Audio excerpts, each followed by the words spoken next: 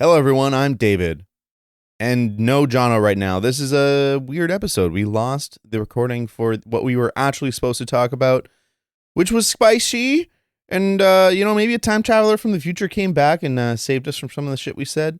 But we have an episode back from the archives that hasn't been released. This is I believe, the fourth episode we ever recorded. I think we cover a lot of stuff. I haven't listened to it yet. I'm about to edit it, so I'm excited to share it with you. But it's like 5:30 in the morning, so I don't know how good of a job I'm going to do, but I promise you it will be. It will be. So without further ado, if it sounds different, if it feels different, it's because it's an old episode. And you know what they said about old episodes? They're coming to you right now. Okay. Love you. Bye. Welcome, everybody. We are on Let's Wing It podcast. I'm your host, Jono, and I'm David. Yeah, and we're going to talk about random things. And one big thing I want to tell you is something that happened to me on the weekend. What happened to you on the weekend? So, my birthday happened. Happy birthday. Thank you. Sorry, I missed it. Ooh. Oh, were you back? No, I wasn't back. When were you back? Saturday? Saturday? Yeah. So, yeah, it was on January 8th, my birthday. Oh, it's a Sunday. So you came back on Sunday? Yeah, I was sick. Yeah, because I was trying to invite people. Oh, I see. To come to it because something big happened. Ooh. So first thing, it was my birthday. Yep. So turned 37. We had just small friends and family. Granted, all the people I wanted to come were at CES, so didn't really work out. At least I assume so. But I got married. Oh, Yeah. congratulations. Yeah. Thank you. I didn't know that. I mean, okay. Let's just be very clear. It's for legal reasons. But Jillian and I have been together for 16 years. I think, over 6. No, this year will be the 16th year. Okay. We met August 18th and Yeah. we moved in. The main reason why we did this is because my visa petition got approved to immigrate to the U.S. for my new job. But the United States government does not recognize the common law status. That makes sense. So I was kind of bitching about it and like, oh, it sucks. Like, I have to do this whole thing. But we got married. So Hey. yeah, it was like literally the cheapest, quickest wedding you could ever do. Yeah. I literally stressed because I was hoping that it was be like the US process that you can go to the city hall Oh, yeah. and just submit it and write paperwork. No, you have to get an officiant. Ugh. So you have to hire this person, negotiate rates, and this is my biggest point. It was like, I need this to be the shortest thing ever. No. And she's like, why? It should be like beautiful. I'm like, no, you're not listening to me. I need this to be the shortest thing you've ever done. Like, it's like bare minimum to get me past the finish line and just do it. Yeah. And she's like, what do you mean? I'm like, I just don't like weddings. Yeah. No, okay. Let me start that again. If David, you get married and you have a wedding, I'll go to it for sure. I'll go anywhere you want. And you'll be mad the whole time. No, it just, for me, I just don't like being the center of attention. Sure. Ironic that I'm on a podcast about it, but like a ceremony like that makes me feel uncomfortable. Sure. Like, I don't know why. So, and also the fact that you can spend up to like $30,000, $40,000, $50,000 really easily. This wedding, if I'm going to calculate it, cost me under 600 Canadian That's dollars. the perfect amount for a wedding. Perfect. So we actually had a funny thing about how we did this. So we got Jillian's family, my sister, to come to my dad's place. Mm-hmm. It's a big place. And it was a good hook to get them in going, oh, it's for my birthday. So we got them in. Everyone's having a good time. There's some drinks. There's a lot of food. We provided all the food and drinks. Is that in your $600? Yeah. Nice. Yeah. So like that was like full catering. Like we went to a grocery store and like make a bunch of sandwiches and everything. So we got a lot of platters.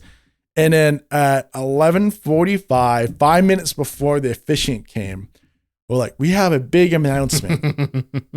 And then for some reason, Jillian took a long time. Like there was a long pause and I had to like interrupt everything because I was like, oh, by the way, no, she's not pregnant. Because Jillian's family is like really on me to have kids.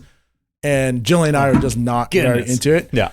But I just had to do it because like a lot of them were like, what's going on? Yeah. And I was like, what the bitch. We're not pregnant come now. on. We're like, we're not having a kid. And she's like, yeah, we're not having a kid. We're getting married. And then everyone's like, oh. Granted, a couple people knew already. Yeah. So like Jillian's mom had to know because she was helping out with some arrangements. So the officiant came. Mm-hmm. We did the wedding, did 10 minutes of photos. And I'm like, cool, we're done. Like we got the cake and everything. And she's like, yeah, cool, BRB. And I changed out of my suit and went back to like jeans and a shirt. Yeah. I'm like, ah.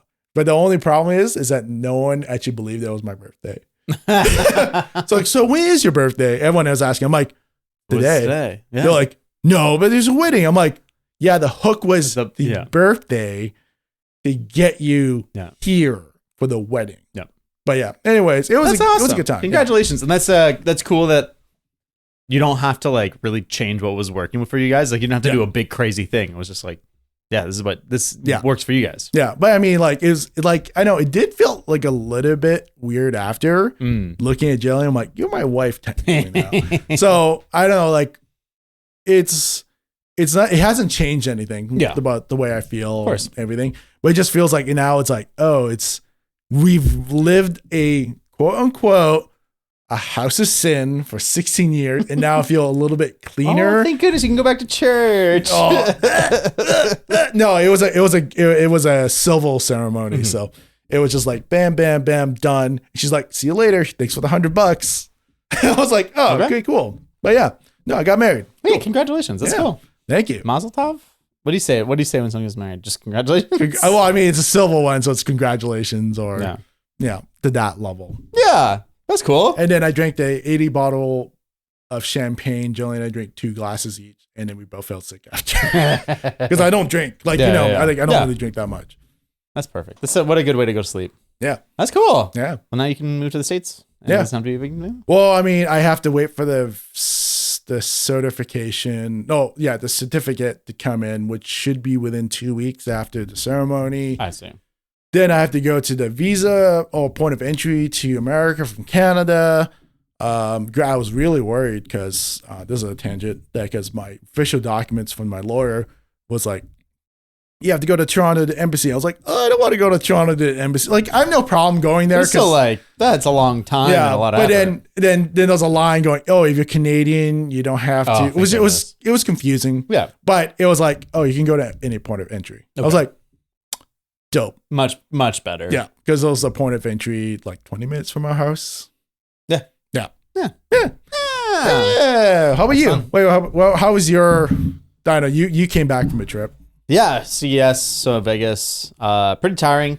Vegas is Vegas. I'm not a big fan. I think like I like the shows. I don't like casinos. I like being able to walk around and have a drink on the street. I think that's fun. That is fun. Traveling the world and going to places where you can get booze at a convenience store and just like walk around. That's like one of my favorites. I think the only thing I love about Vegas, and this is big disclaimer, do not smoke.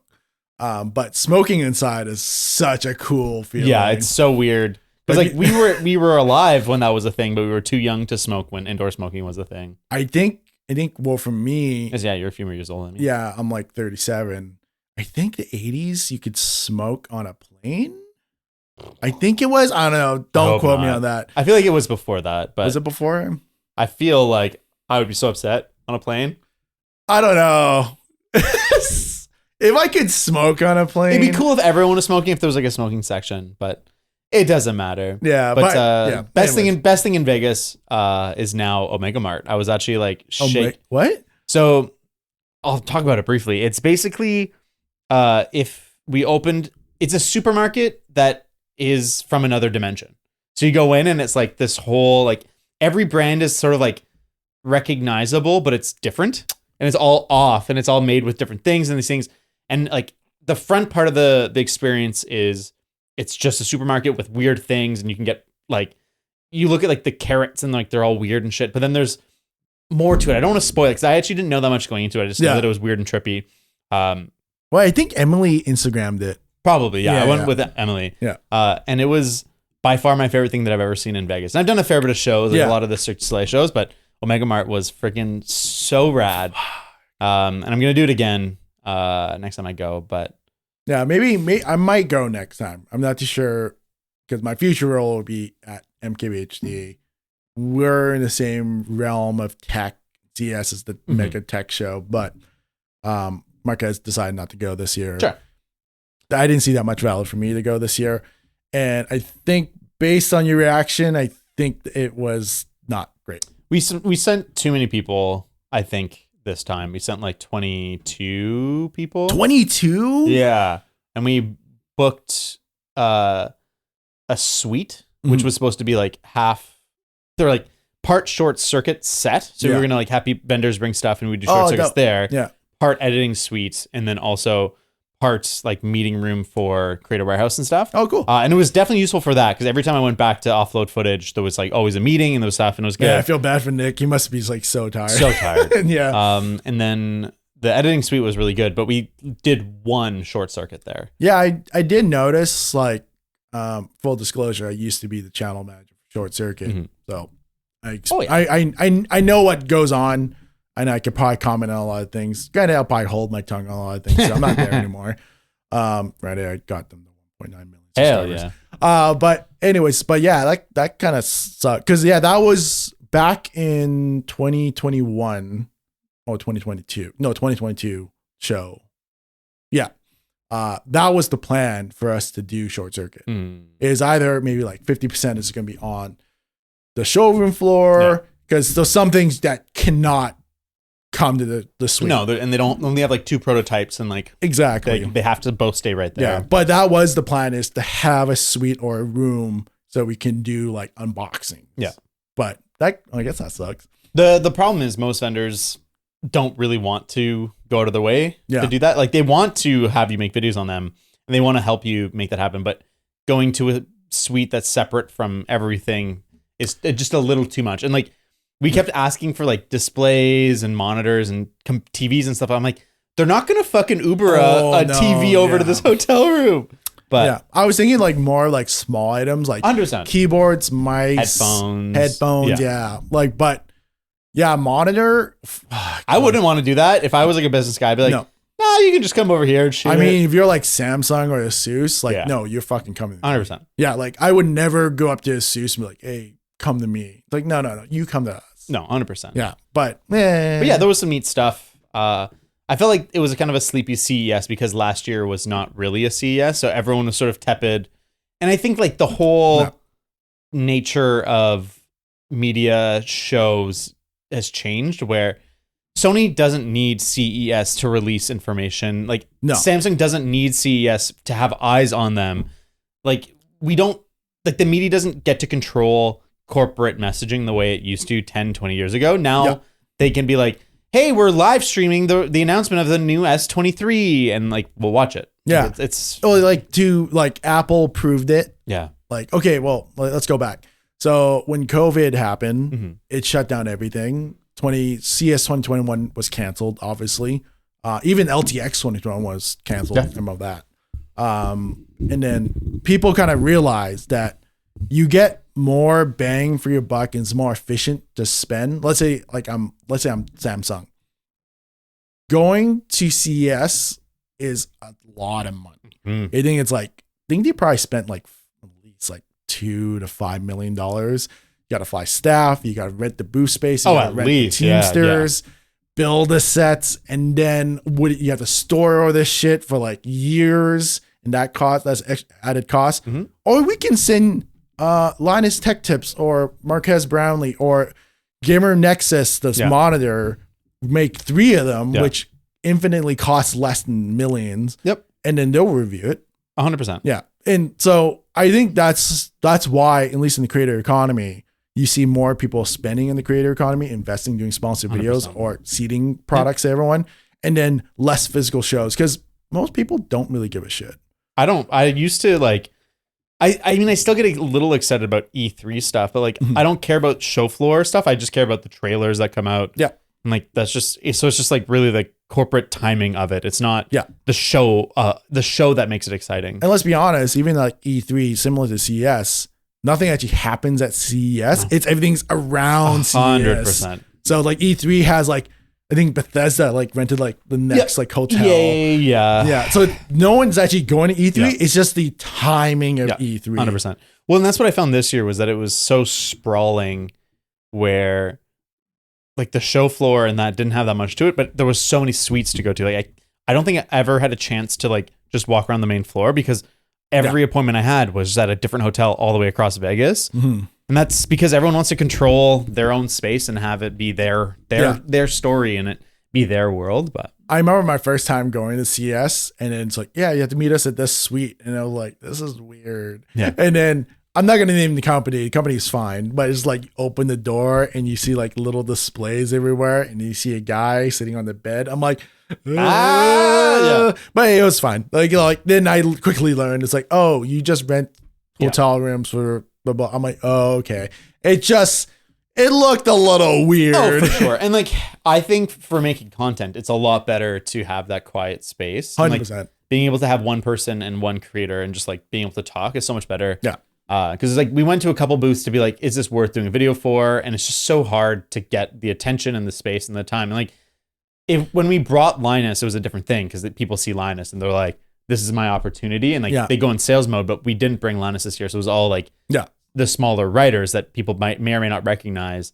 And then you just don't get the same privilege. And it's like, it was a good experience to be like, oh yeah, this is what most people have to deal with. But then it also meant that we didn't get the same access that we sometimes get. Yeah. I mean, you usually have to rely on the business person with the relationships if they have it 100% to get it. So I remember for me, I think I bounced between teams a lot when I did for 2020. My last CES with LMG was, I think I was like with you, and then I'm like, okay, cool. I got to go meet this team to go here. And it's like I think I walked at least like 30 kilometers a day. Oh, I'm sure. Yeah. I think one time I had like a 2-hour break. So I walked from the Vegas Convention Center back to the Venetian. And that's not a far, it's not close though. It's like 45 minutes. Yeah. I mean, like on the map, it looks pretty close. Yeah. But Vegas is so not walkable. Yeah. Granted, it's so nice to do that walk because I came on with the boulevards. It's not on the main strip. Like you can walk on the streets. And I know exactly what buildings there are. And it's just so nice to like see regular people. No one's like partying or being crazy. Yeah. And it's just like, I'm just on a street was talking to people. Yeah. I agree. I love when you're overstimulated in a place like that. You just get to go take some time for yourself and just not have to engage and do stuff.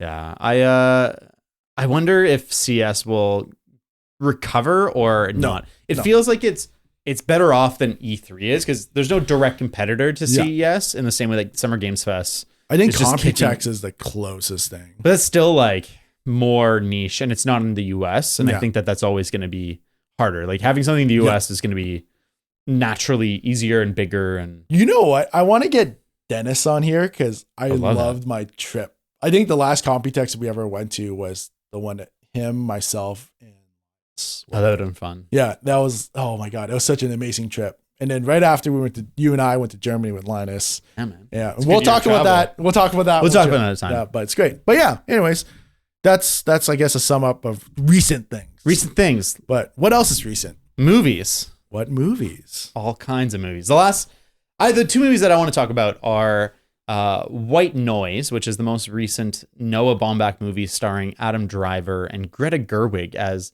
one of the main characters. It's sort of like a 80s look at who knows? And that's my analysis of the movie. Is what the fuck was that about? Yeah. Okay. To be fair, I think it was like White Noise. Yeah. And what else is the other movie? I want to talk about Pinocchio. Okay, cool. But I want to talk about White Noise first because I have less to say. Yeah. Because I'm a little baffled. Yeah. By that movie. I think it's. Well, like let me just set this first. Yeah. Yeah. I think you told me this through text. I know Pinocchio because that was with Del Toro. Yeah, Guillermo del Toro. Yeah. But White Noise, I was like, what the hell is this? Yeah. So it's basically a suburban family in the 80s gets evacuated because a toxic cloud due to a weird accident comes over their area. But it's like, it's not really about that. It's about Adam Driver, who's a professor of Hitler studies. What? Who is like paranoid and is in love with his wife, but his wife gets distant. It's just about so much. And you can really feel that. I didn't know that it was based on a book, but you can feel that it is. Yeah. But the best movies based on a book, they are a complete story, but you can tell that there's like details behind the story. Yeah. Whereas this, it just feels like there's so much information missing. Yeah. And it does these huge tonal shifts where it's shocking. And I didn't really understand the movie I was watching. And I think I'm a fairly savvy movie goer. Yeah. But I couldn't tell if it was like black comedy that wasn't funny, or if it was drama that had jokes that weren't funny, or like what it was. And I think it's a shame. It's Noah Baumbach, the guy who did like Marriage Story and like Merowitz's Story. So he's a guy who's all about this natural dialogue and these like really kind of improvisational feeling scenes, even though they're carefully crafted. It's his first movie that he directed that he didn't write the story. So it's like I said, it's based on a book, and it's missing what I think makes his movie special. Yeah. And then it's got this like mixed tone that is hard to swallow, and it goes dark at the end in a way that I don't think it really was at the beginning. But it's absurd, but it's also like trying to be political, but it doesn't really have a message. Yeah. And it's just a mess. And point is, I would not recommend watching White Noise. It was fine, but it's a lot of potential that is totally squandered. Well, I mean, I'm kind of like in the reason why I'm not looking to you. I'm like kind of like trying to quickly digest what this movie's about by having this trailer play. I'm like, I'm kind of going like, what's going on? Like Don Cheadle's in it. Which He's the professor. He wants to be the professor of Elvis studies. Yeah, like I mean, it looks really cool trailer wise, but I'm kind of also noticing in the movie poster, it's produced by Netflix. Yeah, and I always have that kind of.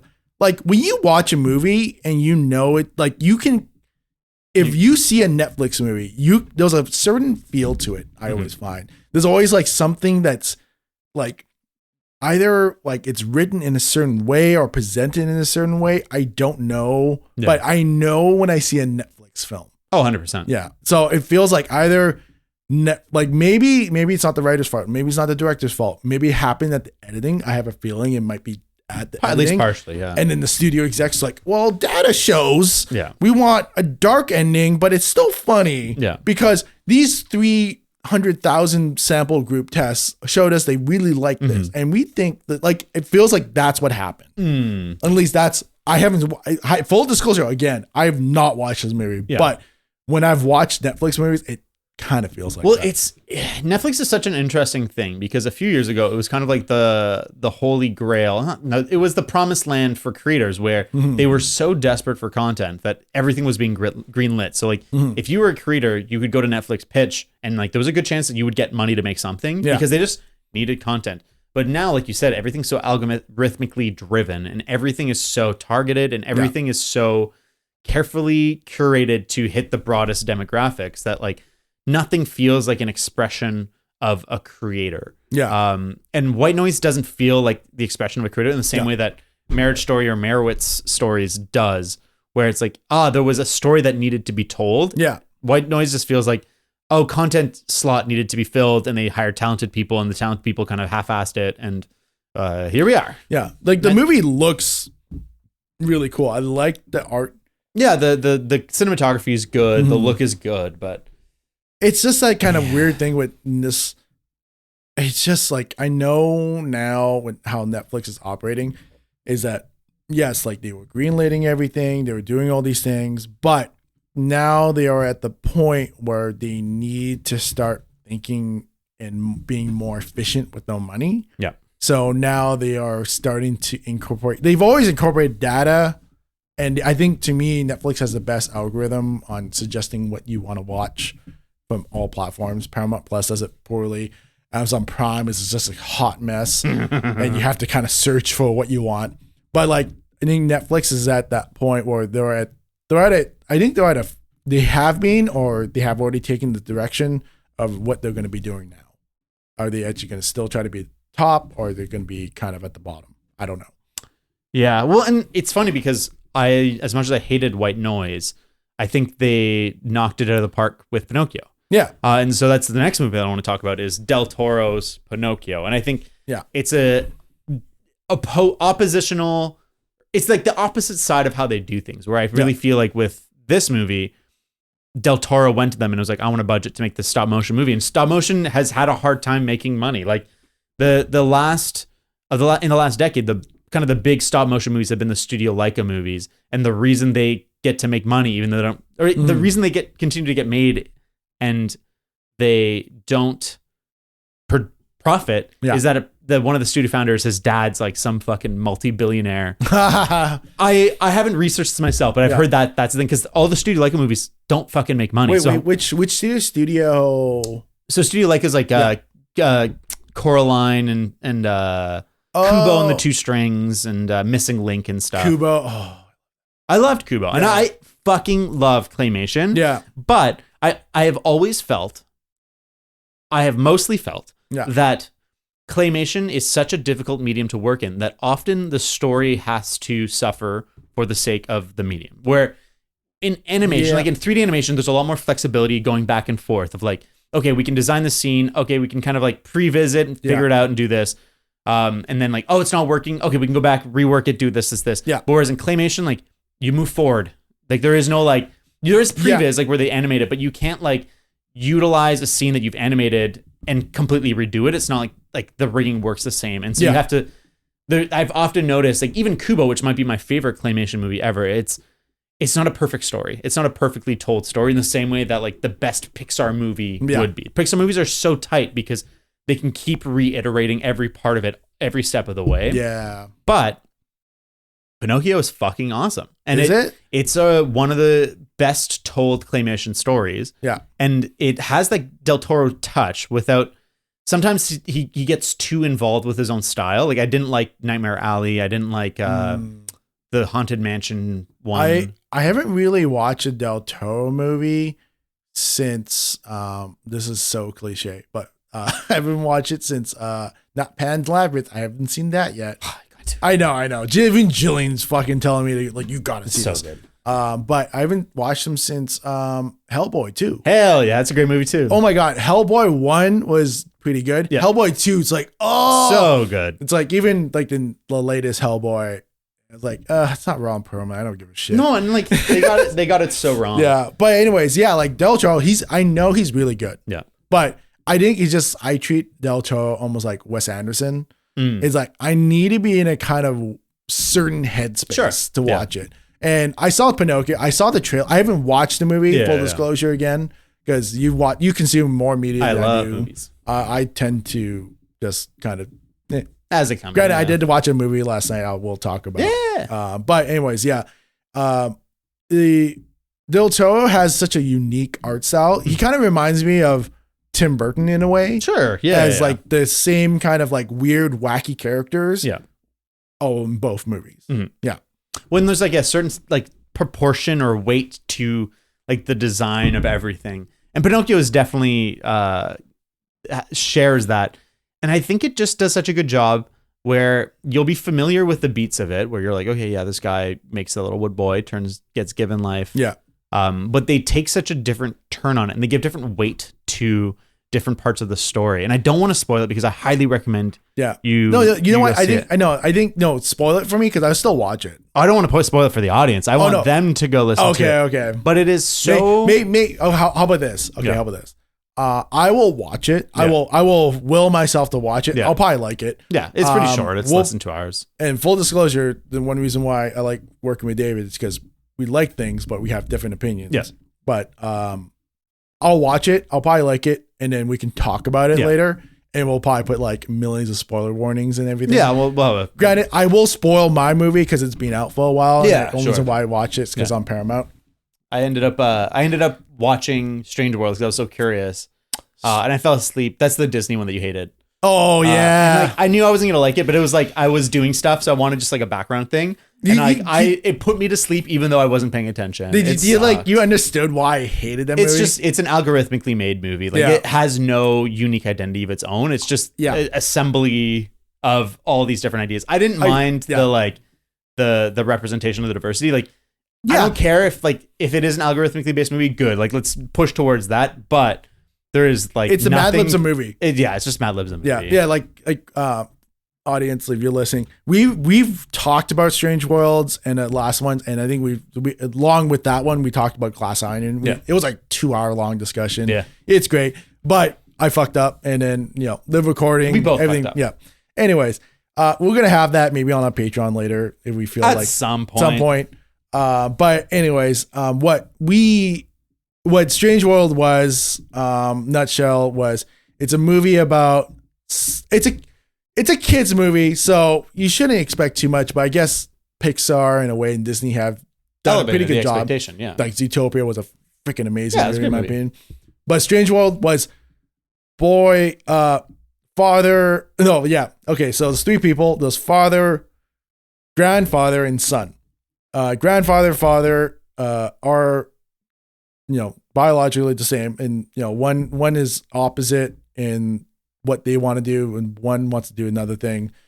And then the son wants to be like the grandfather. Mm-hmm. And the whole premise is that it's the incredible journey, the one that you go inside a being to solve a problem.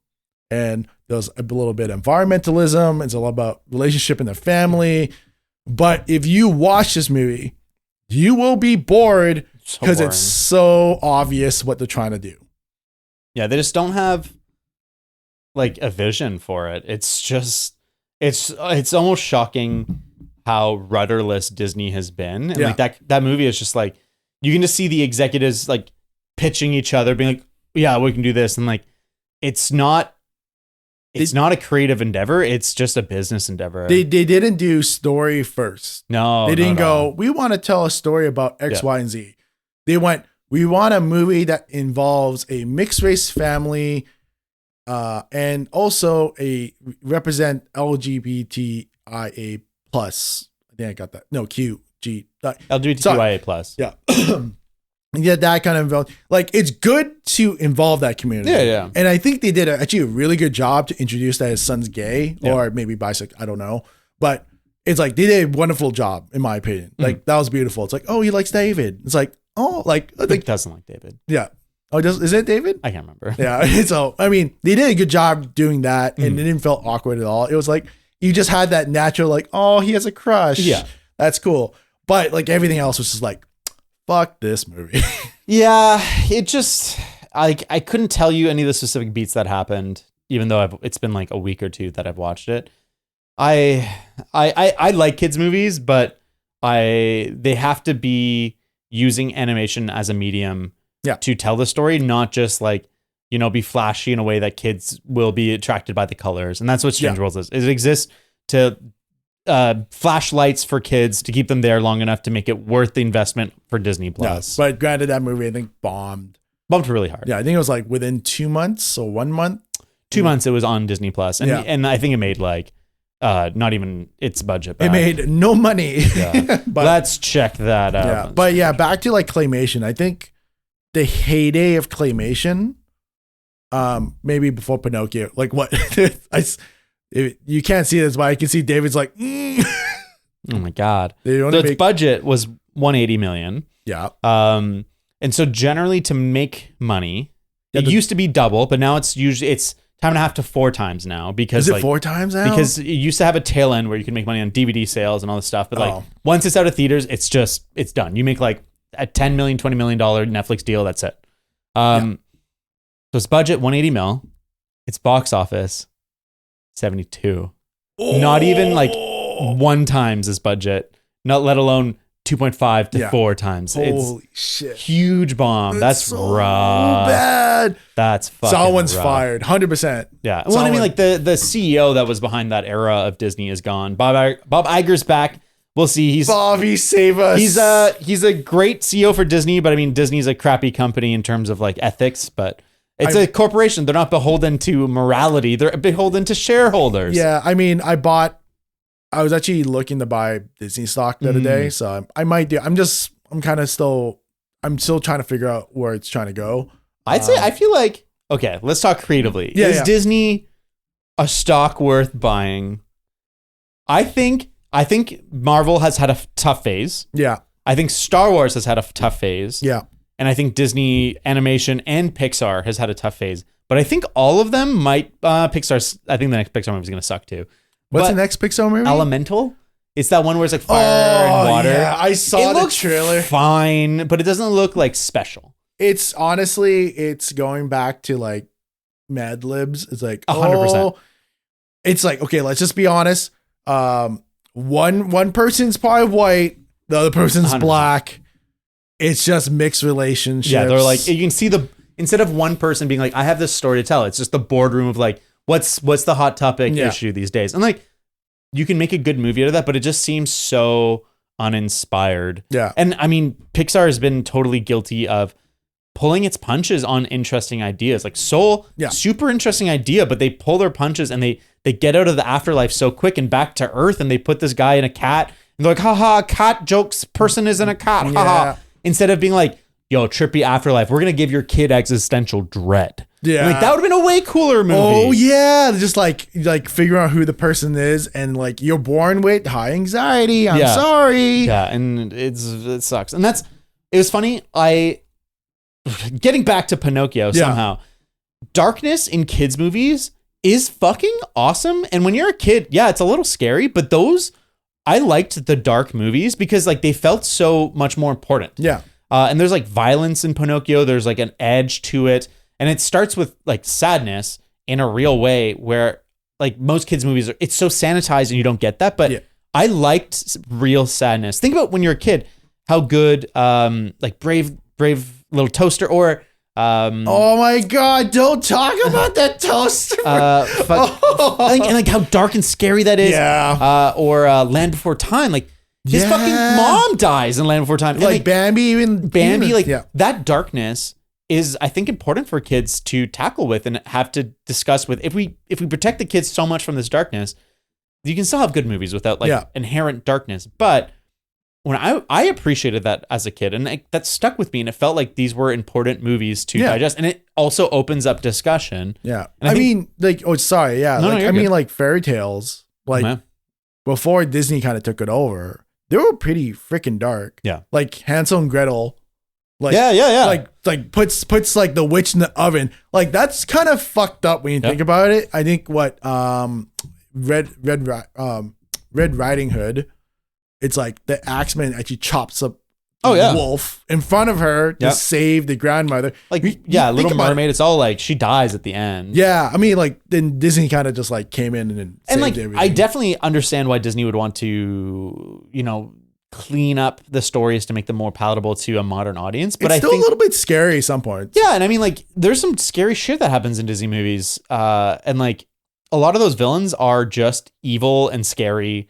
And it's interesting. I feel like although we live in a really divisive time, every single villain we get in a kids movie has to be relatable or like sympathetic in some way. And I think it's important to have sympathetic villains. Yes. But I also kind of miss just like straight up evil villains. I mean, yeah, I think they learn that lesson that could be a good and a bad thing from the Marvel movies. Like, because a lot of the Marvel villains, the only one that really kind of pops to mind is the first Ant-Man, whoever was the yellow jacket guy.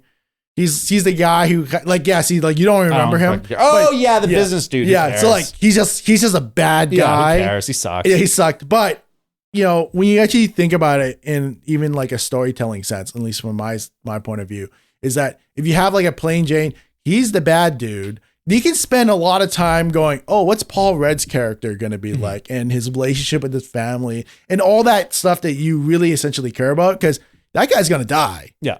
And the only kind of bad guy you actually felt sympathetic for in the whole Marvel universe, which I think they did a really good job, is Thanos. Because you're like, oh, he just has like a big objective, which is when you think it's debatably like kind of makes sense. Kind of makes sense, but also they did a great job on that. Yeah, they did a good job, and you feel for him. Granted, I'm glad they kind of, but when you look at it, the end game, they kind of just like, oh, he's just a bad dude again, and you're like, okay, dope. Yeah, it's always a fine balance, because I do think a sympathetic villain generally is better, because I think you're right. That's why Thanos was so fucking awesome. When you're like, he kind of has a point, and in Endgame when he comes back and it's a different Thanos who's just like, I see no one will appreciate what I do, so I'll just kill everyone. It's like, okay. Yeah, it's like, I kind of miss old Thanos, but he died too. Yeah, and it's like, I think Loki is the other good early Marvel villain, but really he became an anti-hero into a hero. Yeah. So it's like, it's not quite comparable. I think Killmonger was pretty good. Killmonger was great, and Killmonger became cooler in Wakanda forever. Yeah, that was a cool. I think you and I both knew that. We're like, yeah. Michael B. Jordan's dope. Yeah. Sorry, spoilers for Wakanda Forever. Oh, I know. It's been out. It's been out for a while. December.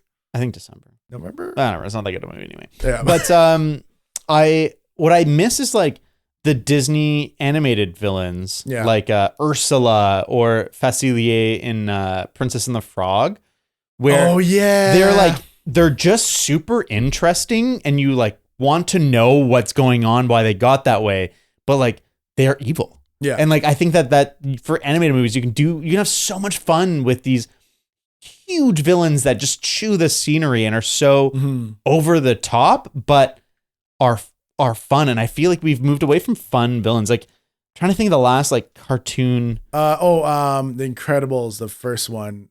Syndrome, yeah, but that's 2005 or something. But like that was great. Yeah. But even him, that's a good balance of sympathetic and over the top, because he is over the top. Like he eventually wants to genocide superheroes because he's so butthurt about one of them betraying or like disappointing him. Yeah.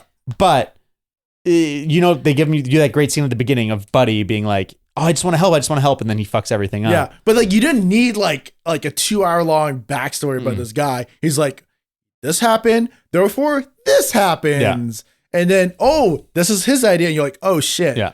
No, that was brilliant.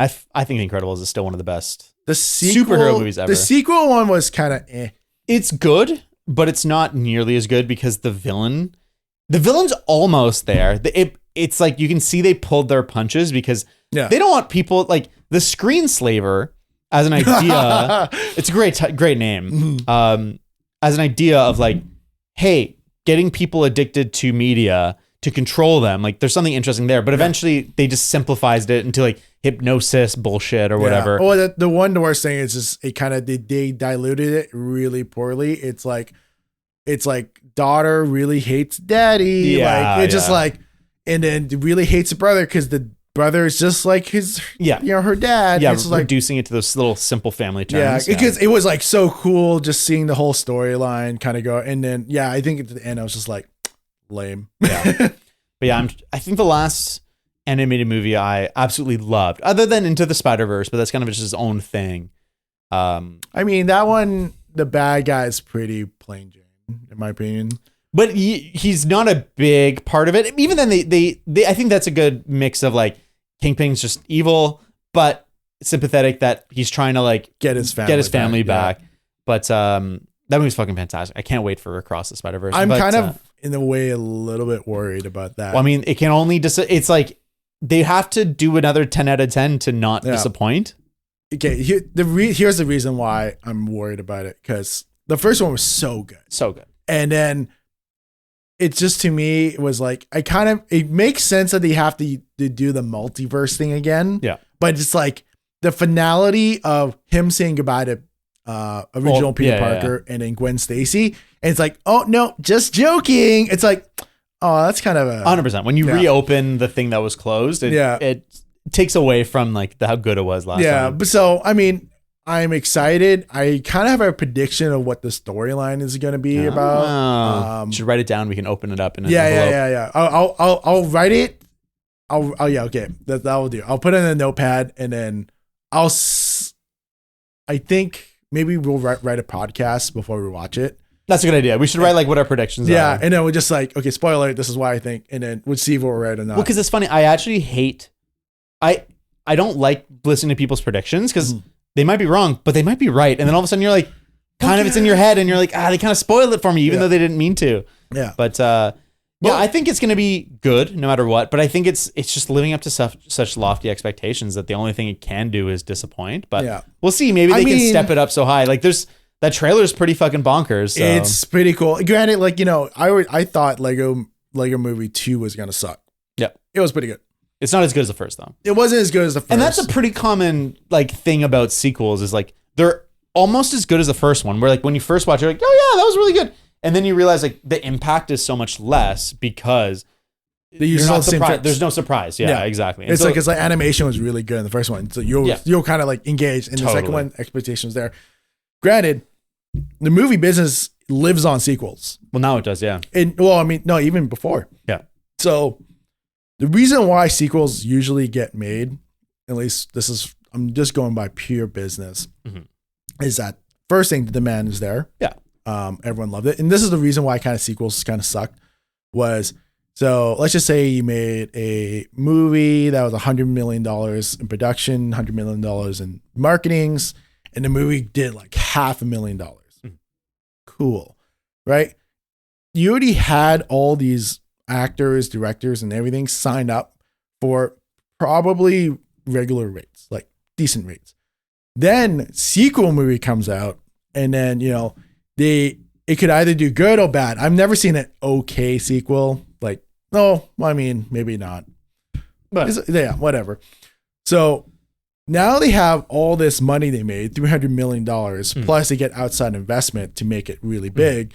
So the reason why most people do sequels is that now all the actors, the directors, if he comes back, screenwriters, everyone, now they can kind of make that money back from the first movie. So that's how I always kind of expect to see it.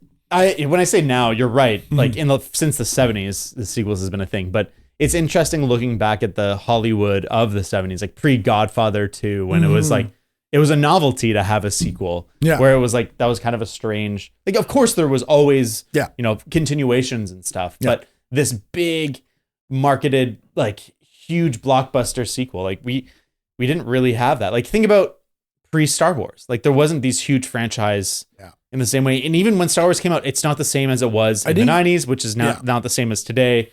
Like, even think prequels, 2000, what is it, 99, 2001, 2003, versus Star Wars after Force Awakens. It was like every fucking year there was a Star Wars movie, and then there was TV shows, and then there was more movies, and then it just never stopped. And super big tangent. It came out today. I don't know if you saw the Ubisoft stuff that happened today. So they delayed Skull and Bones again, which is their pirate game. Not surprising, because they've shown like 8 years now, something like that. Yeah, I am like, that game doesn't fucking exist. It's gonna suck because they can't figure out what it's supposed to be. They're probably trying to microtransaction it too much, instead of just making a fucking Assassin's Creed game and having it be a really fun pirate game. But they were talking about, like, it seems like it's like Ubisoft is in a really bad place right now where... Oh, that's a horrible place. It's like, it's really hard to work at. They're not making the money on the stuff they want to do. And they're like, we're going to double down on big franchises and shit. I tried to play, because they had that Ubisoft Connect deal. I think it's like $1 a month. Oh, sure.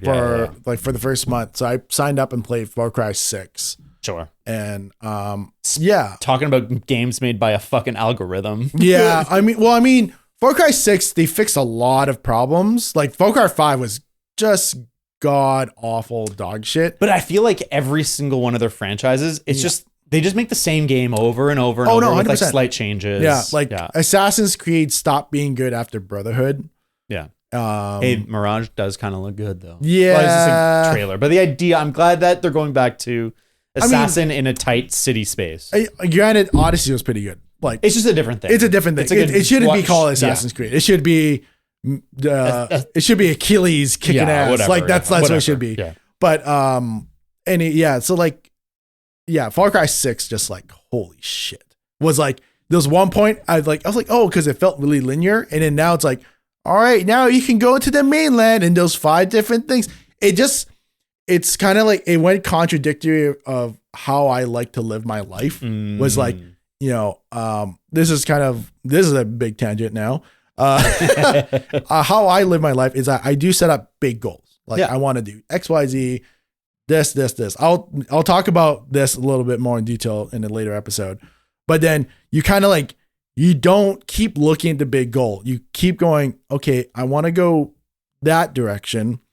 And I'm not going to think about that goal, but I'm going to keep doing things that will progressively get there. Mm-hmm. So this game constantly made me look at the big goals, and it just stressed the shit out of me. It was like, okay, now I've left the island and I can take on one of 4 guys, and do it. And like, if you do this guy, this thing happens. And do this guy, this thing happens. And I was just like, I got so stressed, I stopped playing. I was like, I'm done. I'm out. It's like, oh, but by the way, you can like upgrade camps and everything. I'm like, no, I'm done. Yeah. I am done. Screw this. Like, fuck this game. So I stopped playing. Well, and I feel like games like that are just so games designed as content aren't interesting to me anymore. Like games as art are. Like I waver through like liking big AAA games and then liking indie games, but I generally like indie games more because like someone had a vision and a small story they want to tell and like this good little gameplay loop, and they just like, it's a tight package instead of like, how do we get someone to log into Ubisoft Connect every day for a month? How do we design a game to make sure that they can ping our server as often as fucking possible? Games that are like that, like live service games fucking suck. I'm so sick of them. Even like good online competitive shooters. I like competitive shooters fine, but how they dole out content, how they dole out rewards, how they dole out like psychological stimuli to keep you engaged and like addicted is fucking scary. Like we've weaponized our scientific discoveries of dopamine to like enslave people to give up $20 at a time because they're fucking hooked and pacified by these games that aren't actually fun for them anymore. They're just like, they need it. And it's fucking scary. Yeah, I can't remember what. Yeah, so going by that, I think the game that stopped becoming fun, full disclosure, I was fully addicted to this game, Clash of Clans. Oh, sure. Yeah. But that game was actually like kind of fun in a way. I'm sure at the start it was lots of fun. Yeah, it's a lot of fun. And then I joined a clan with my friend who took it way too seriously. Yeah, it's no fun. And then he made it into a drag. He would be texting me going, attack this guy, you take this guy, you do this strategy and everything. I was like, after like, even Jillian was in that clan too. And she's like, can we like leave Wilkins' clan? I was like, I'm at the point of, I want to leave the clan and never come back. Yeah. Fuck so that. That's 100%. And I think one game I think you should never play, and I was actually really bullish on this game, was Dark Tide. Warhammer Dark Tide. Oh, sure. Yeah. So based off that game, I have an affinity of Warhammer for the game. I love the lore because it's cool. Shout out Henry Cavill. Yeah. Oh my God, I can't wait. But granted, everyone's bad, really. Like no one's good in that. Yeah, story. it's a dark universe. You kind of like latch on the human race because they're humans, but they're still chaotic and evil. And they're technically Nazis. Okay, cool. Yeah, they're really bad to their own citizens and everything. Only like one group is actually good. Okay. But anyways, that game is based off Left 4 Dead with classes. Yeah. And repetitive missions over and over again. Yep. So those only set up. I kind of thought originally it was like, oh, they'll do like Diablo thing, like every level is a little bit different, but the same objectives. But no, it's just the same map hidden, and it's a lot of fun for the first 10 hours. Yeah, of course. Because it's like gets intense. Yeah, like co-op shooter kind of thing. Exactly. Yeah. But it's just a gear grind. That's what it's not a loot drop game, but you earn credits so you can buy new loot or combine new loot. Yep. And the store system will change every 2 hours. So I literally found myself play a little bit in the morning and also check what the loot is to buy. Wow. And then I'll check in during lunch. I'll go in, see what loot's to buy, and then quit 5 minutes. Yeah. And then after work, I would play the game and then buy loot. So the only reason why I really stopped that game, and I honestly God, at first it was annoying. Now I'm actually really glad it happened. Was the game was really buggy and it would crash. It would crash a lot. Like it would crash right at the end of a game. So I was like, I just spent 30 minutes saving this fucking group because I soloed it. Like no one I knew. Yeah. I think Edzo was playing, but he was playing on Steam. I was playing on Xbox. Yep. And it was a Game Pass game, right? Yeah, it's Game Pass. So I just I'm like, why do you buy it on Steam? Just get Game Pass. But yeah, like it just. I just like, you know what? I'm never playing this game again until they fix this crashes. Yep. And then I tried to go back to play it, and I was like, the game kind of sucks. Yeah. When we think about it. But that hits the whole point of like the dopamine rush. 100%. Yeah. Well, and like the hate mechanics in video games that are designed around FOMO. Yeah. Where like, oh, I got to check in. What if I miss out like on a sale on like that cosmetic that I really want? Destiny. Yeah. Destiny's like, I actually want to play Destiny 2 because it's really fun. Yeah. But the idea of investing the amount of time beyond the amount of money it takes to catch up in terms of expansions and shit. Yeah. I'm like, what the fuck? How could you possibly enjoy that game without it becoming a full-time job? Like it costs like $150 to get everything to be up to date on Destiny. I don't know exactly how much it is. At one point, I was I know the main game is free now. Yeah, but that's like then you're way behind. Yeah. And like to get all the end game stuff. It's there's not an easy way to like I want without really researching to know what you need to buy. I might be off. Someone who plays Destiny 2 can listen to this and be like, David, here's how you do this. Yeah. But I find it exceptionally overwhelming to get back into Destiny 2. Like Destiny 1, I hated Destiny 1. I only played it because the multiplayer was dope, like Halo. Yeah. But I completely agree with you. I hate Destiny 2 for a lot of other reasons too. Here is the big reason why is that it forces me to play a game where I have to play with people. So if I wanted to do this big raid game, you can't. Yeah, you can never. Well, I mean, there was those videos of people choosing. Yeah, but like that's not. Yeah, that's not the same. Yeah, but like if you force me to play a game that I have to do with people to get a certain item, like I don't mind grinding for the item usually. At least this is 10 years ago, me. But now it's like I have to like do certain level teamwork. I have to find friends. I want to play sometimes games I just don't want to think about it. Oh, 100%. Yeah. That's how I feel about competitive games too. It's like at one point I was really sweaty and I really enjoyed playing competitive games, but I remember those days. But like I never hit the threshold of like, okay, I'm really into it because I'm fucking tired and I don't want to engage socially with people and make those online friends and like have to coordinate. So I'd always play just pubs because I'm like, I just want to not be on my mic and just like play games and have fun. Yeah. But it's like as soon as you want to take anything seriously, it's so much work. Yeah, like back in my day, when I was playing Counter-Strike a lot, like this is back in 2001, 2002. I was like the 1.6 days. Yeah, 1.6, like right when it became CSGO. Yeah. I was so into it. I was always like a pub crawl person. Granted, I think there was this is going to date me humongously. There was a website called GameSpy. Oh yeah. You remember that? I remember that. So this is back in the day of when the matchmaking system did not exist. So you would go online and you see servers lists. The perfect example, the most recent example is like Battlefield. Yeah, Battlefield 2042? Not 2042, but Battlefield 4, for example. Like you can see server lists and everything. Yeah. So it's a similar system like that. But GameSpy had a GameSpy arcade or arena, I can't remember. Okay.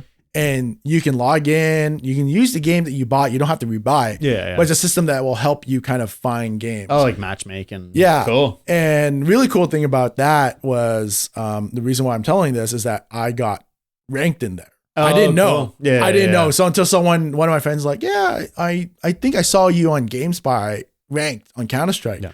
I'm like, oh, cool. What am I at? And this is back when I used to be, my nickname was Red Escape. Okay. And I was ranked 95 out of within the top 100 players in North America. I was number 95. Cool. So I was like, oh, like this is dope. I was so into that game that I would play local LANs by myself and I would get kicked out. Okay. Yeah, because people would think I'm cheating. Like I would get my money back, thank to God. If I didn't get my money back, I would rage. I'd be in incel rage. But the reason why I'm telling this story is that I was so happy in that kind of realm of just like playing publicly, don't have to worry about it. And I was like, oh, but after my friend told me that, I was like, I should try out for a team. Yeah. And this is such an emotional story for me. Just thinking about it. So my friend in the high school, he's like, yeah, you should join our team and play. And we will be doing like strategies and meetings. And one time I was doing really bad because I'm not used to like strategizing. Yeah, you were just like, I'm going to go around, click heads. Yeah, click heads and everything. And that's how I had fun. But once I had to go play in the team and do certain strategies, I kind of really failed. So it was like, it's kind of like it's a different thing altogether. But I was kind of dedicated to do it. Mm-hmm. But after the third time doing it, I don't know, something happened with our group chats. Like there was no Discord back in the day. I don't think it was like Team Ventrilo. Yeah, Ventrilo. Yeah. Something happened. So I was doing the strat with the guys, doing a practice bot match. But something happened with Ventrilo or whatever the app we were using, and it delayed all my communication. Oh. So I would hear things like 45 seconds late. Oh shit. So one time we were just like something screwed up entirely, and the team captain like railed into me, didn't let me even talk. Yeah. And my friend's like, what happened? Like, you were so slow in all your tactics, and it doesn't seem like you're listening. I was like, by the way, fuck your team, and your captain didn't let me explain or anything. And now thinking about it, all the chats and everything was delayed. Mm-hmm. And he's like, oh, and that completely killed me for that. For game. sure. So yeah, like I understand 100% when you're saying that. I just want to like go home and just chill. Yeah. And I never ever played competitively like that again until we started playing like Rainbow Six. Yeah. And it was like, even then it was like, hey, if we can hit like Plat 1 or Diamond, that'd be fucking cool. Dope, yeah. Yeah, I'm never going to play in a esports tournament. It was like at LTX, it would be like fun to do it. But yeah. Yeah, I think, you know, for most people, video games are not going to be their method of income, and even less people playing video games competitively will be their method of income. Yeah. And so I think most people just need to chill out. Yeah, just need to chill. Like just play some games literally for fun. do the summit method. Don't play games for other people. Play games for yourself. And like, I'll say this. If you are going to make it into esports, you would know. like we have a friend, Ed. Yeah. He could have been an esports player if he like really committed to it. Mm-hmm. And he's so much better than all of us. Yeah. He's like, he just reacts faster. He clicks heads faster. Like, all of us are good. And like, the more we play, the better we get. Like, I noticed myself, like, the more I played, I'm like, nice. I'm getting better and better. Yeah. And I played Rainbow Six for like years. And I was like, I'm finally good. I can solo queue to Plat 1. I'm fucking great. Ed just like rolls in, and like in a week, he's as good, if not better than me. Yeah. And like, he doesn't know the strats and shit, but like, he has the brain for it. And like, if you're not like so much better than your friends naturally, you're not going to be an esports pro. Yeah. Chill out. Just enjoy the game. Have fun. Relax. Yeah. I think for me, if I didn't have that issue going back to CS, I think I could have played. Sure. At least I don't think I would have been like pro, like, oh shoot. I'm blanking on that guy's name. That came to our office? No, Shroud. Yeah, Shroud. He sucks. I'm kidding. Does he suck? Well, he wasn't good enough to be pro, and so he became a streamer. No, he's pro now. No, he went back to. I thought he's. No, he's in Valorant pro, I think. But is he like actually good, or is he just like? I think. Well, I mean, I only see clips. So what I see from as what I understand, he's a million times better than I'll ever be. Yeah. But he's like fine. Yeah. But he's not like he's like, let's say he's not all-star, but he's good enough to compete. Yeah, but it's like he's one of those people that they signed for to be an influencer on their exactly. team. And like there's a lot of like the bigger esports teams, they know they can't win, but if they have enough influencers, it doesn't matter. They're making money. Phase. Yeah, exactly. but I think I couldn't my life could have been changed if that didn't happen. Yeah. I don't think I would be like a pro, like a really good pro player. Yeah, but you could have kept going. I could have kept going and become like an esports manager or whatever. Yeah. I can see you doing that. You could still become an esports manager. Who fucking knows? So I don't know. Like, I don't know. Maybe one day I'll buy an esports team. I don't know. That'd be pretty cool. I mean, it could be cool, but It also seems to be like, it's like the closest thing to crypto there is. It is. It 100% obviously is. legitimate ways of running a business, but like the shit storm and like absolute banana stories you hear about esports management, it doesn't sound like a good space. Yeah, I mean, but maybe it needs more people like you who can bring in some morality. I don't know, but even then, it's just like, I think if I was going to be an esports manager, I would have to play dirty too. That's unfortunately the truth. Is if it's a dirty space to survive, you kind of have to play dirty, and it's like you can be like, I'm nice, but then people will just take advantage of you. Yeah, exactly. So it's like it would just suck anyways. But anyways, that's my pitch for a villain is He's- someone. Well, no, not an esports thing, but just like a person who people think is absolutely evil because they just like kill and they're merciless, but really what they're doing is they're protecting people that are good. and allowing them to occupy a space from the people trying to take advantage of them. Like, I mean, technically, that's like, I mean, I'm watching Yellowstone now. oh yeah, So like that's like the new latest and greatest basic bitch show, Sure. in my opinion.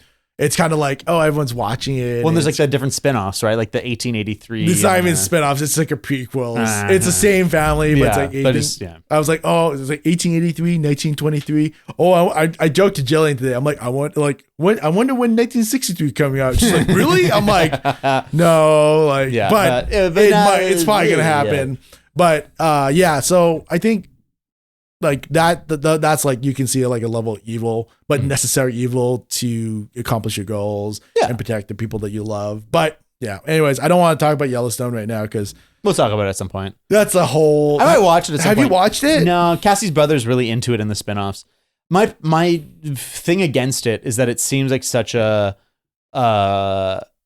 like pro-conservative show, and it seems like some of the things I've heard, I'm like, that seems kind of problematic. Like some of like the depiction of First Nations people. They call them Indians. Yeah, and I mean like that's what people in the States call them. Do they? Yeah. Really? Still. Oh, because that's the one thing I wanted to ask, because like Kevin Costner's character, John Dutton, he's like, yeah, you know, the Indians used to kill us for this. And I'm like, I paused it because Jillian and I watch it. And we're into it. We like it. Yeah. But there's some, like, we know those problems with it. But we're like, that's kind of well, and I know weird. there's a plot of like the First Nations people. Yeah. Part of my tongue slip. Are trying to get like what was their land that was promised to go back to them after 8 generations or something. Yeah. But it's like the way it was described to me, it sounds like it's made to make the First Nations people look really privileged and like shitty. And I was like, that's such a subtle way to be like, hey, you know, like this like thing we're trying to make right in the real world. It's kind of bullshit. Like, what do they deserve? Why they don't deserve nothing? And I was like, I don't want to ruin anything because the show is very like spoiler sensitive. Okay. But yeah, I think maybe we should do an episode about it. And how many seasons is there? Right now, 5. 4 on Amazon Prime, and then 4 on Amazon Prime, and then 1 on Paramount Plus. Shut the fuck up. Yeah. I can't handle shows that are split between 2 services. I mean, the Paramount Plus has been buying a lot of stuff. I see. But yeah, like it's like when they shifted to Paramount Plus, like it's another show here's one thing about me. I like watching kind of like trashy shows just so I don't think about things. Like I love SWAT. I don't know why. I acknowledge that it is a militaristic police show that's really brutal, and it's like shows like the flashy, cool side about being a cop. So we need cops. We need cops to shoot bad guys. We need cops and tanks. Yeah, it's really bad. Like, but you do acknowledge all that Black Lives Matter. Police, which is good because the main character is black. Okay, cool. And he's a very sensible character. But I turn my head off on these shows because it's just fun. I know what I'm in for. I'm in my little like roller coaster cart and just like, I'm just going to enjoy the ride. Well, and I think everyone has the things that they're willing to turn their brain off for. I find I have a hard time. Like, it's not like I'm like a woke or some shit, but it's like, I have a hard time turning off my brain to insidious depictions of marginalized people that are like not overtly evil, but are clearly from a place of like, in real world, it's kind of bullshit what they're saying. Like, don't.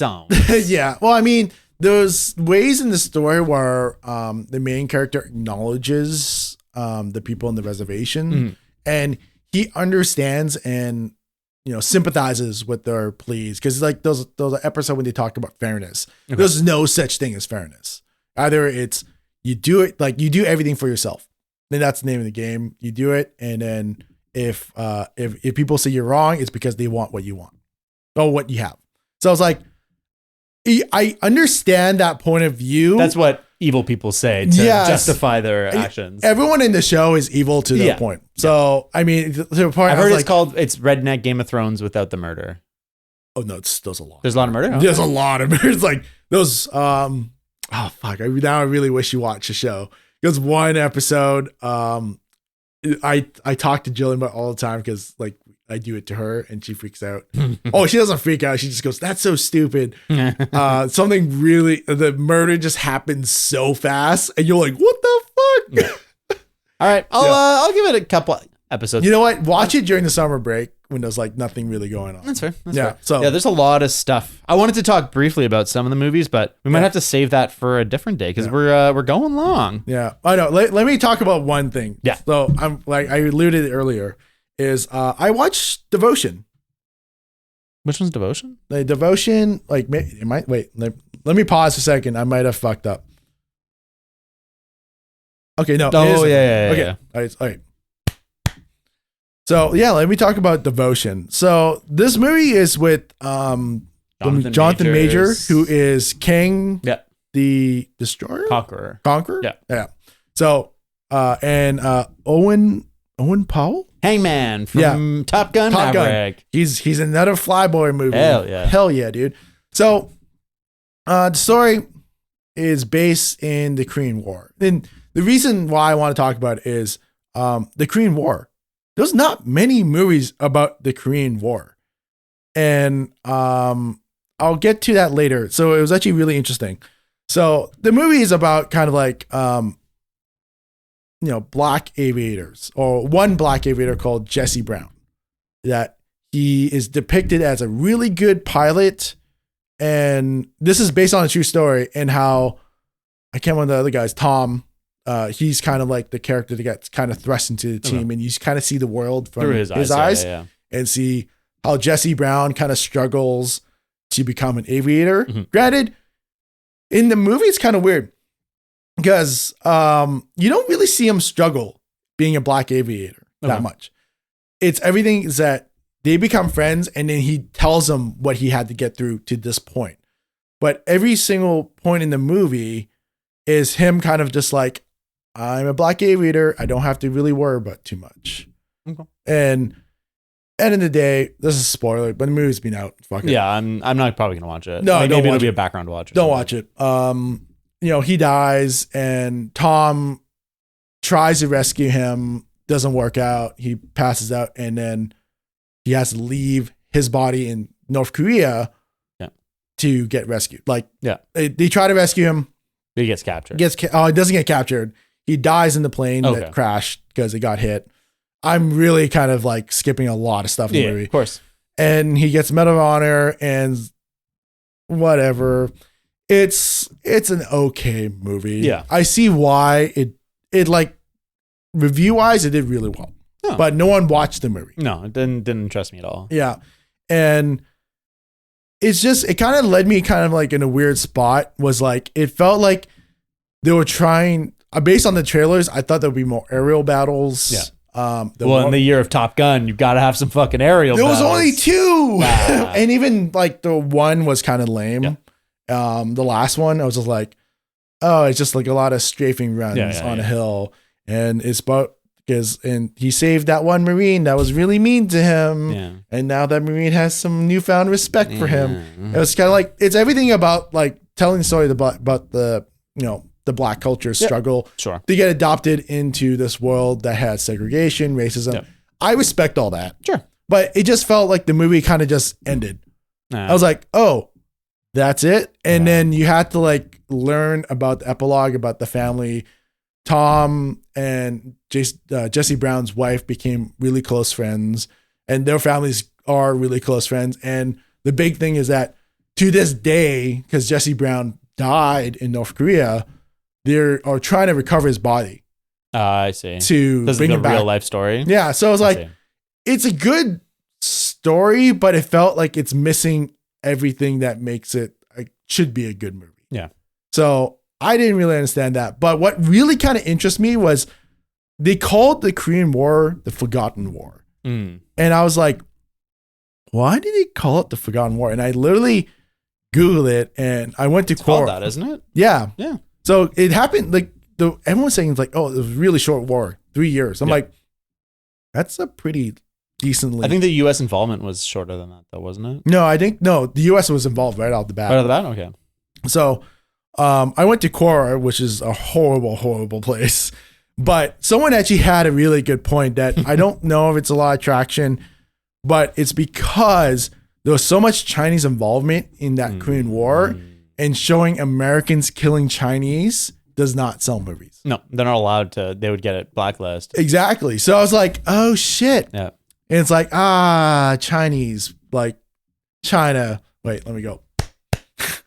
China, they got their claws in the North American business. Well, it's like, what was that? Homefront, the game. They clearly, the original intent was for it to be China invading the US, and like it was supposed to be a big thing. Yeah. But because they want to sell games, they turned it to North Korea. And it's like such a bullshit idea that North Korea would be able to invade the US and occupy in any meaningful manner. Yeah. But you got to sell games, and you can't have China be the villain. That just doesn't work. I think the only game that you ever like really saw a fight against the Chinese was actually Fallout Anchorage, the DLC. Oh yeah. Yeah, because like you fight against and use Chinese AKs, which is like cool.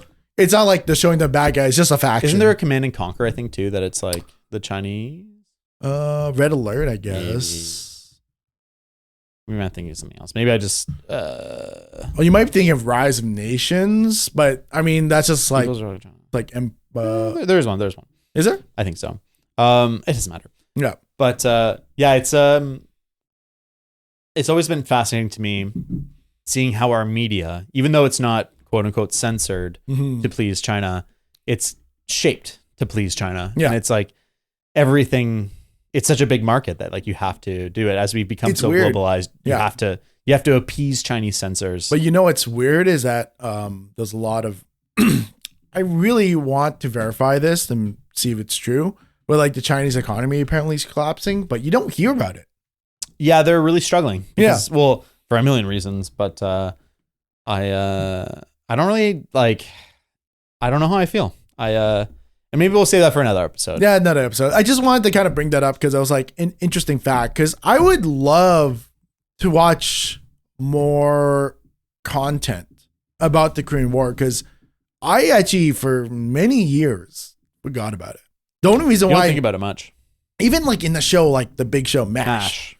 Didn't even reference it too much. No, it was really just like a backdrop. Yeah. It's like, oh, this is the reason why they're all together is the Korean War. But after that, they don't talk about the show lasts so much longer than the Korean War. Now it's yeah. I mean, if you lived in Korea, I'm sure you think about it a lot more. Like when I went to Korea, I went to the War Museum, and it's much more intense when you get to see it and see the ties of it and see the stories of like individual families that have been ripped apart and stuff. Yeah. And even seeing those clips now of like, you know, someone from a few generations back meeting like a grandkid or something for the first time across the border. But it's weird that we don't think about it much. Yeah, because I mean, you know, everyone's like, oh, it's because America can almost lost that war. Like it was very true. But I mean, like, okay, if you don't want to talk about that, there was a point of like the Vietnam War. They flat out lost. Yeah. And there's a million movies about the Vietnam War. So that reason it doesn't track. Well, to me, if I'm putting on my cynical hat, it would be that in the Korean War, the Americans aren't the main character. And Americans only care about wars where they're the protagonist, even though it's not necessarily true. Yeah. If they can't portray themselves as the protagonist, then they don't fucking care. I mean, if they're going to do anything, it would be like the fight against communism. 100%. But it's like, there's not as many angles as you can take in terms of like World War II or Vietnam or even like the Iraq War. It's like the U.S. is the protagonist in those stories. Well, I mean, you know, Vietnam War, they're not the protagonist per se. Most of the good ones, at least, are like just telling about the soldiers' experience. Well, 100%. But I mean, like you can craft stories about the United States and Americans at the center of it. Yeah. Whereas it's a little bit harder to naturally do that with the Korean War. Because like you can do what Devotion did, you know, kind of have this little side story. But like if you're really talking about like main battles and stuff, it's like the US is a side character in the Korean War. It's not the protagonist. Yeah. Man, I don't know. That Devotion movie started off so good. And I was like, yeah, like the first third, you're like, it's gonna set up to be fucking dope. And then you're just like, oh, that's it? Like it felt like it's a COVID movie. Like when I say COVID, I'm not going to talk about the virus. Is that it's such a close set. There wasn't that many people. Yeah, everything was a lot of it was green screen, which I don't mind, but it very felt like okay, they produced it because of these restrictions. Yeah. But anyways, That's kind of like my point. It wasn't very strong, but it's just like something that I just watched last night. Yeah. And it was just like, it's fresh in my mind. I'm in a string of bad movies. Yeah, man, you got to watch the good ones. I got to watch Avatar. That's my next one. It's a good one. It's a gooder. It's not a greater. It's a gooder. Yeah. Yeah, we'll talk about the movies that I'm excited about next time. There's like a solid 30 movies this year that I'm actually pretty excited about. Like watch the trailer for Beau is Scared. Is that what it's called? The new Ari Aster movie. It looks fucking awesome.